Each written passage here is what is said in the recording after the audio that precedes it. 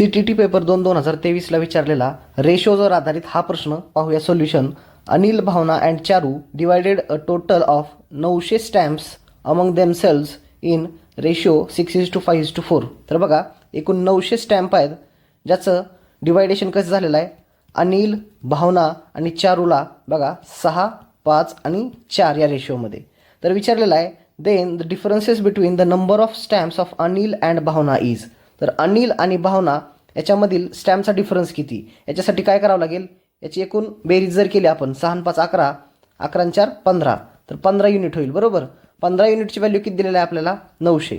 बरोबर, 15 युनिटची व्हॅल्यू दिलेली आहे 900 आणि विचारलेलं काय आपल्याला अनिल आणि भावना याच्यामधला डिफरन्स. तर इथं जर बघितलं आपण अनिल हे 6 युनिट आहे आणि भावना 5 युनिट, याचा डिफरन्स जर बघितला तर 1 युनिट. म्हणजे आपल्याला 1 युनिटची व्हॅल्यू काढायची आहे. 15 युनिटची जर 900 असेल तर 1 युनिटची किती असणार आहे 15 × 15, 15 × 90 म्हणजे 60 येणार आहे. उत्तर काय येईल मग 60. व्हिडिओ जर आवडला तर लाईक करा आणि चॅनलला सबस्क्राईब करा.